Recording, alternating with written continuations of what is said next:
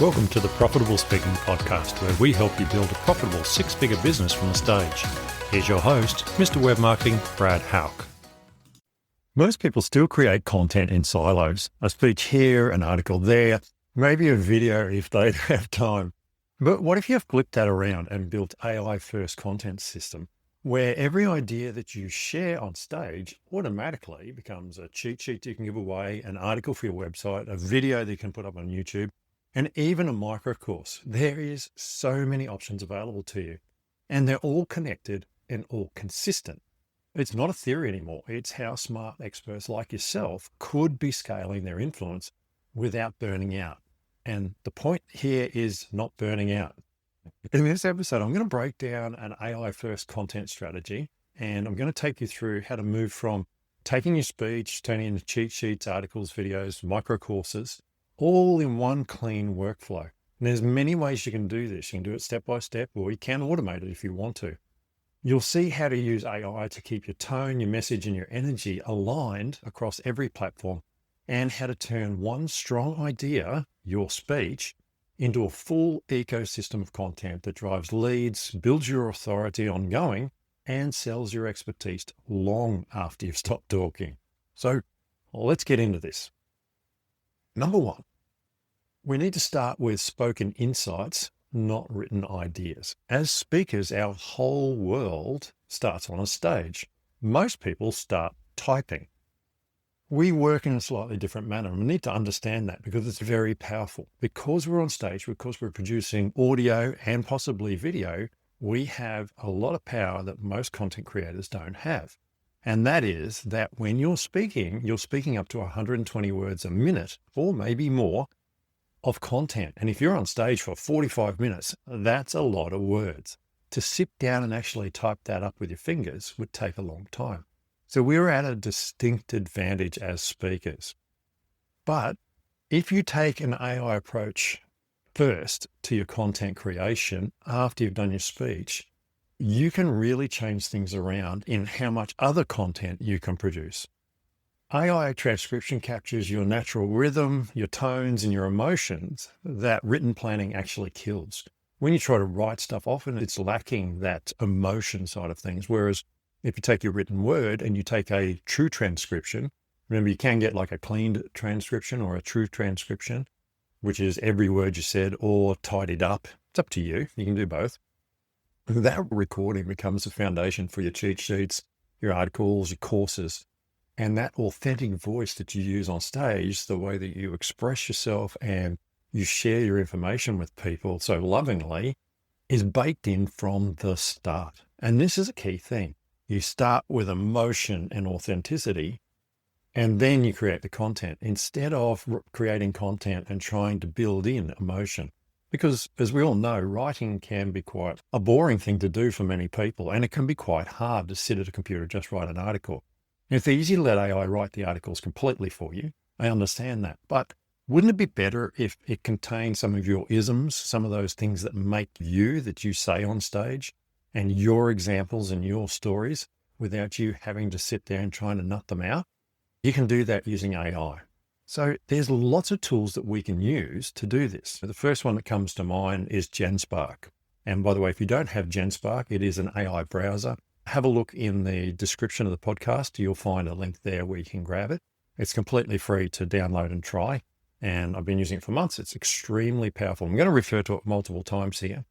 But GenSpark can actually take your can take your video and transcribe it. It can take a video from YouTube and transcribe it. It can give you summaries. It can do everything for you because it uses multiple super agents rather than just being like ChatGPT where you're working with one agent. GenSpark allows you to use a range of programmed agents to do things just by talking normally to it. And that makes it super powerful from the perspective of speed. You don't have to train it because it already knows.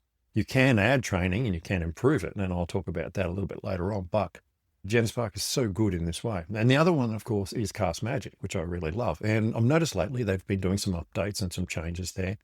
And obviously one thing I love about Cast Magic is when you upload your audio, video, depending on which one you use, it will transcribe that first of all. And then from there, they have a set of AI agents that just automatically run, and they give you timestamps, and they give you a transcription, and they give you short tips, and they give you Q&A and articles, all done at once. It just works its way through, and it's completed it. And you log in and they're all completed. So you don't have to tell it to do each step.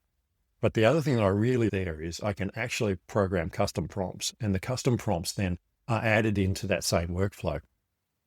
So I might set it up to write a tick sheet or a cheat sheet, depending on what you want to call it.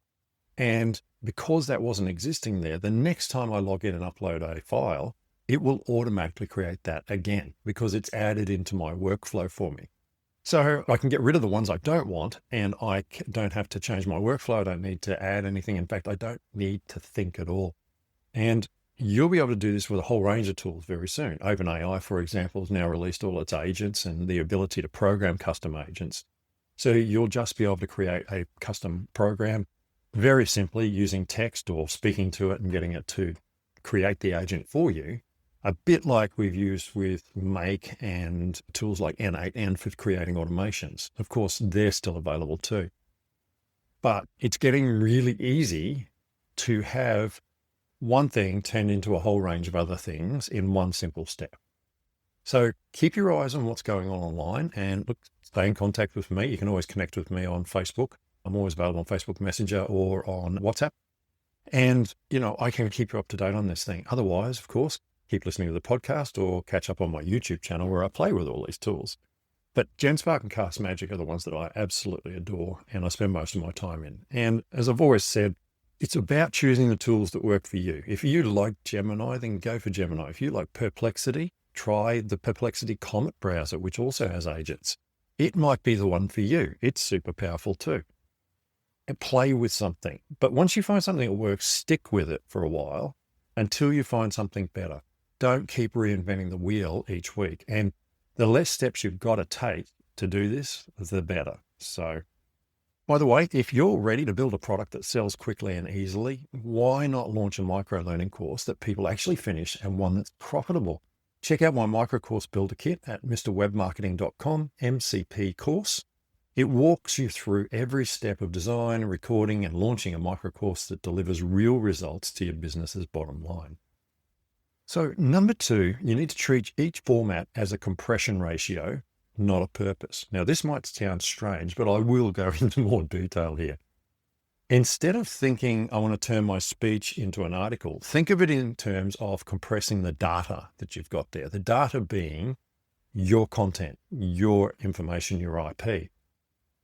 A speech is like a full data stream. It's like all the information. And then we can compress it down into a cheat sheet, which might be 10% of what you're actually saying because it gets rid of all the extraneous stuff and just gives us the real key tips and the key insights.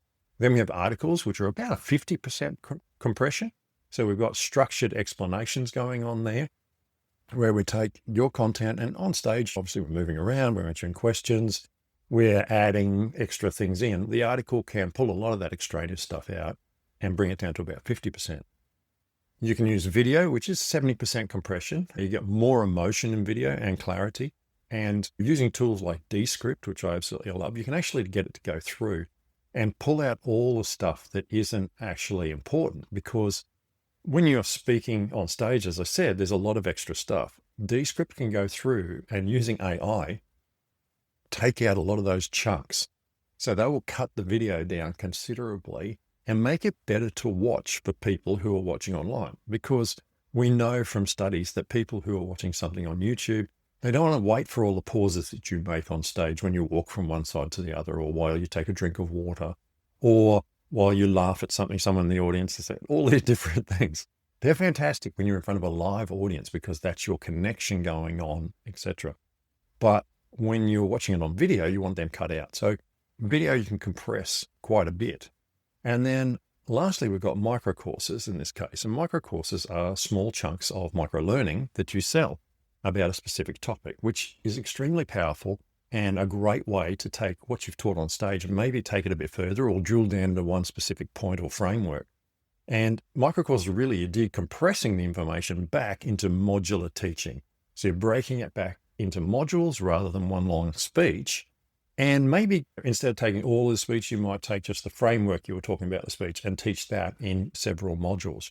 Remember, the great thing about micro-learning is people learn stuff in depth, but quickly about a specific problem that they're having, and they learn to solve that. So I really like that. But think of things in compression ratios rather than not repurposing. I often used to think that it was just a case of, I'm going to turn this into that. But it's not like that. It's about how the information is filtered and cut down and expanded and pulled apart. And that's where you need to look at it. This framing makes AI your compression engineer, not just a rewriting tool. It's thinking, it's doing stuff for you. For transcriptions and cheat sheets, as I said, I really love using GenSpark for this. And in there, GenSpark has a thing called GenSpark Docs. And GenSpark Docs will actually create documents for you, all laid out beautifully with different color boxes and everything that you can save as PDFs and export. So you can actually even save the difficulty of creating them, making them pretty by taking them over to Canva or something like that, rather than just having, say, a boring Google Doc or a Word document. GenSpark's docs can actually make some really beautiful stuff. So go and have a look at that. As I said, you'll be blown away. Number 3, let AI detect hidden frameworks that you already teach. This is one I found really interesting when I first started creating AI stuff, is that it would come back to me and say, oh, would you like me to create a framework or a flowchart around that? I was like, oh, okay, this is unique, because when you feed a transcription in AI, you can ask it things like, what process steps or what mindset pattern do I naturally teach here? And this prompt will bring you back some fascinating results. You think you're just teaching something, but you have your way of doing it. It's your system. The problem is you've probably never put it into words or into a framework. And while you may already have some systems in place, you might be missing a whole pile that you're teaching all the time without realizing it. Now, the great thing about this is AI often surfaces these really implicit frameworks in your speaking. As I said, this is the stuff that you repeat subconsciously. You don't realize you're doing it. And I see this all the time. I'll talk to people after they've been on stage and I'll say, I really like the way you taught that. And when I say you taught that, we're talking about a specific framework there. These frameworks can then become your branded systems that give your courses structure and marketability that make you unique. You can turn them into a whole range of saleable tools. You can turn them into literally a flowchart that you teach people, and that becomes the flowchart, the framework that you teach in your mastermind community or in your micro courses, however you want to teach it. You might even write a whole book about it. Many frameworks have whole books written about them. It is your most valuable IP, and you probably don't even recognize that you have it. You talk to people about creating systems and they're, I talk about this subject and there's not really any framework there. I just have my way. It's not true. And the great thing is AI can recognize that where you can't. Frameworks will give you repeatable processes that you can teach or sell. So get your AI to turn it into a flowchart for you. It will actually create an image flowchart that then you can start working from. It's sometimes a really good kickoff point to a whole new product or a whole new speech, quite frankly. Number 4, use AI agents as continuity editors. So instead of one-off creation, and this is always the case, people put something in, they get a transcription, they get an article, and that's it, they're done. Use a range of AI agents for each stage, for the speech, the cheat sheet, the article, of course. You can give them shared context and you can tag things like tone, terminology, and metaphors to stay consistent in what it outputs. And that creates brand cohesion without you having to go in and edit things to make it sound like you, in inverted commas. You can use projects in ChatGPT where you create a project and you keep all of the work that you do around that topic under that project. So it's a folder essentially where you keep all the files. But you can set things like tone and files for background information, all that, and tie them into that one project so that everything is like self-contained in a little bubble. One of the things I would suggest is that you give examples of your work for the AI to copy your style. Okay. Don't try and tell it what to do. That doesn't work as well as saying, here's an example of my work, analyze it, and then use this as a basis for what you're creating. I've seen this multiple times where I did it. In fact, yesterday I was doing it and it said, do you have an example of your work? And I thought, oh, that's interesting. It's actually asked for an example. So I actually uploaded one of my books, which is Microcourse Profits, and it looked at my writing style and then it came back. It was creating a GPT to basically rewrite book chapters. So I wanted something where I could take one of my old books, modernize it, rewrite the chapters, but keep it in my voice, but also not lose the content.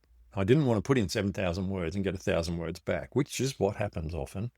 So I actually went and told it all those things, and then it asked for an example. So I gave it a copy of my books, and I put a chapter in from an old book, and it turned 7,326 words, I think it was, into 7,530 words. So it actually made a little bit more content, and it sounded like me. The examples, the I's and the U's and all those sorts of things that I use in my writing were very clear in what you saw in the output. So examples are extremely powerful. Once you start getting good results out of it, develop a feedback loop with the AI by feeding it back examples. So edit what you're giving it and feed it back in and say, okay, I've edited it to be closer to what I want. And it will then take that and improve on itself. Now, the great thing is if you take the time to create your own custom GPTs, which is so easy to do now, you can do this once. And then once it's trained properly, you really never have to touch it again. And that's the fantastic thing. You can feed in your speech and hey presto, out comes all your information on an ongoing basis in the style. Now, the last one, I'm going to talk about feedback loops, but a different type of feedback loops. So I'm talking about feedback as in feedback from people who are working with your content. So each format that you give out, the cheat sheet, the microcourse, the articles, whatever it is, should feed back into improving the other content you put out. So students in your microcourse might ask questions, and those become new articles, new facts, and new videos that you can do. So you're taking that feedback and you're using it. Cheat sheets, you can do things like testing different headlines. So you can see that 10 people downloaded it compared to one person downloaded it. So take those feedback loops you're getting from all different aspects, from who's clicking and downloading to what questions you're getting coming back. You're looking for audience reactions. And one of the things that I really love to see is if you can get an audio recording with some of the tools that are available, you can actually get it to detect emotional hotspots. Now, this is pretty cool stuff. So based on the room noise, they can tell when people are reacting to things. On the other hand, getting it to pick your really good stuff is a very similar thing. So you can say to it, literally, I want emotional quotes, not just I want quotes. And it will look for that emotion in the transcript. Again, try using GenSpark for this or any AI that you use on an ongoing basis. And once you've got that feedback and you've collected the feedback, then start to use that to create new content, because you're going to need ongoing content and you don't always produce the same stuff. For a podcast like this, I'm going to actually start producing summaries that people can download, because there's a lot of information in here to listen to. So if you can get a summary, AI will transcribe this episode for you and give you a summary if you want one. But I think it's part of the process of being on stage and producing content is to look at how we can repurpose that content effectively, but take an AI first approach. Remember, going right back to the start when we talked about AI first, we were saying that it's much easier to create content from stage than it is to sit down and type. So if we start with AI from stage or from an audio or video recording that we've got, we are so far ahead of that manual situation. And then by dropping AI into the mix, we speed up what we're doing 10 to 15 times. So when you shift to an AI first strategy, you stop being a content creator and start being an idea architect. This is important. Content creators just produce content. You are a thought leader. You're a speaker. So why not look at yourself more as an idea architect? You're taking that idea, you're trying to turn it into different formats that will enable people to learn and apply that more effectively. Every word you speak becomes the seed for a whole ecosystem of stuff. A cheat sheet that spreads your message, an article that builds authority, a video that connects emotionally, or a micro course that earns money for you when you're asleep. It's not just about working harder or producing more. It's about designing a machine that multiplies your impact long after you've left stage. And this is important because we leave stages and we never go back to countries. So we need to make the biggest impact we can in the world. So thanks for tuning into the Profitable Speaking Podcast. If today's episode sparks some new ideas about how AI can help you turn one great talk into a whole ecosystem of AI first created content, take it and run with it. The speakers who win in the next few years are the ones who build systems and not just speeches. And if you want to learn more about how to turn your knowledge into scalable income streams, please grab a copy of my new book, Microcourse Profits, which is all about creating micro-learning from Amazon. It'll show you how to build micro-courses that sell while you're asleep. I'll catch you in the next episode. Thanks for listening to the Profitable Speaking Podcast. If you've enjoyed today's podcast, please help a friend and share it with them. Until next time, we hope you have a fun and profitable week.